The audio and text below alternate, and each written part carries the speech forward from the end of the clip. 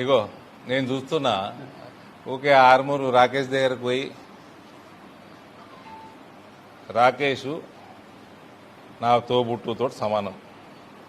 ఆయన ఏజ్లో పెద్దగా ఉన్నా నాకన్నా పాలిటిక్స్లకు తీసుకొచ్చింది నేను.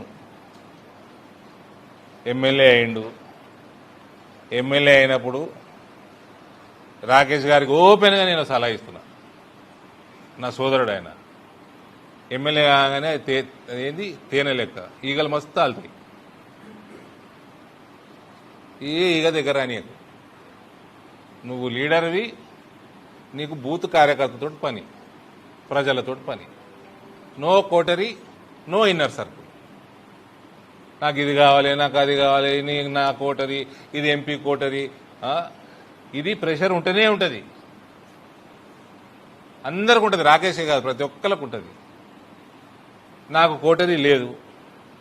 మా సోదరుడు రాకేష్ కూడా అదే చెప్తా, కోటరీ పెట్టుకోవద్దు. అందరు వస్తారు, అందరికి పని చేద్దాం. ఆయన today Rakesh Reddy is an icon in Telangana BJP. There is no doubt. పని చేస్తున్నాడు కాబట్టి, మాట్లాడే సత్తా ఉంది కాబట్టి he's become an icon in Telangana. And I will always be proud about it. Rakesh నేను బీజేపీలోకి తీసుకొచ్చినా అని. పని చేసేటోడు దగ్గర వచ్చి సోది పెడతా ఉంటారు చాలా మంది. ఆ సోది ఇప్పుడు మాకంటే నాకు చరిత్ర డి శ్రీనివాసు కథ కార్ఖానా పార్టీని నడిపించి పార్టీని గెలిపించిన చరిత్ర ఉన్నది మా కుటుంబంలో. మాకు అలవాటు ఉన్నది. ఆయన పాపం పాలిటిక్స్లో కొత్తగా వచ్చిండు. సోది పెట్టేటోళ్ళు చాలా మంది జయమవుతారు ఎమ్మెల్యే కాగానే. ఆరుమూరులో ఫస్ట్ టైం బీజేపీ ఎమ్మెల్యే. మళ్ళా 2 చెవులు ఇచ్చిండ్రు, ఒక చెవులు వినాలి, ఒక చెవులు వదలాలి. అది రాకేష్ చాలా smart fellow, very smart guy. పెద్ద పెద్ద బిజినెస్లు చేసినోడు, ఈజీగా అర్థం చేసుకుంటాడు. మీరు దాని గురించి ఆలోచన చేయాల్సిన అవసరం లేదు. ఈ మీడియాలు బాగా ఛానల్ అయిపోయినాయి. ఎవడో రిపోర్ట్ ఇవ్వాలి. లాస్ట్ 15 రోజుల నుంచి కంటెంట్ లేదు. రాకేష్ రెడ్డి మధ్యలో, అరవింద్ మధ్యలో, లక్ష్మణ్ అరవింద్ మధ్యలో, ఈటల సంజయ్ మధ్యలో, కిషన్ రెడ్డికి ఇంకోల మధ్యలో ఏమి గ్రూపులు లేవండి. చిన్న చిన్న సమస్యలు ప్రతి పార్టీలు ఉంటాయి. మీ ఛానల్లో కూడా ఉంటాయి. చెప్పాలనా? అన్ని ఛానళ్ళ చరిత్ర తెలుసు నాకు. అన్ని ఛానళ్ళలో ఏమేమి ఉన్నాయి అన్నీ తెలుసు రాజకీయాల్లో. ఎందుకు రాయలేనా? నేను రాస్తున్నా అంటే పెద్ద పెద్ద పేపర్ల కంటే ఎక్కువ ఉంది సబ్స్క్రిప్షన్ నాకు. రాయమంటావా?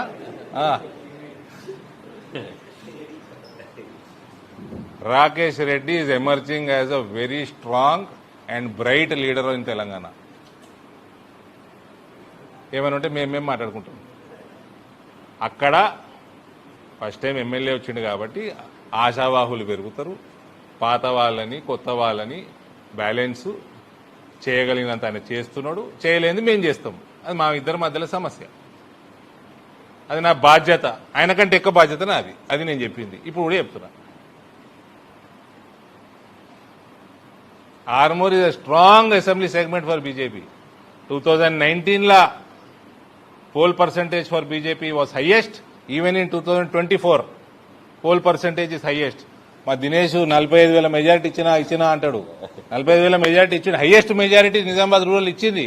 But pole percentage 54% is from Armoor, 52 is from Nizamabad rural.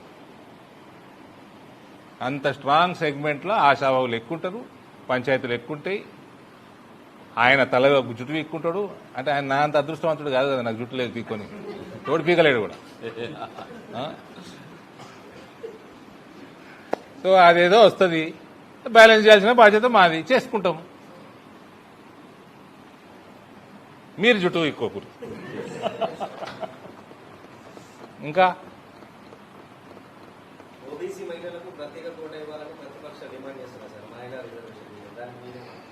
Congress వాళ్ళు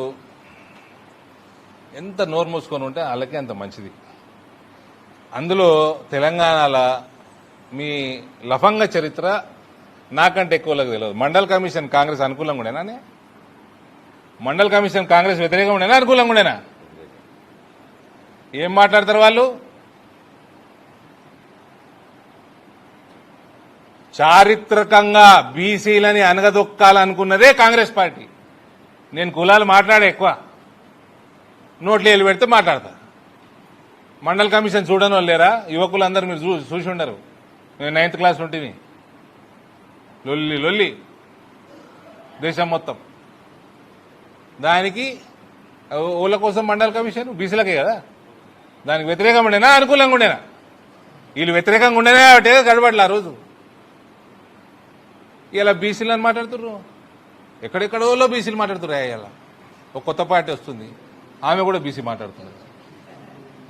కాంగ్రెస్ చరిత్రహీనుడు బీసీల గురించి మాట్లాడుతందుకు ఎవరికన్నా అస్సలు హక్కు ఉండదంటే కాంగ్రెస్ పార్టీకి ఉండదు.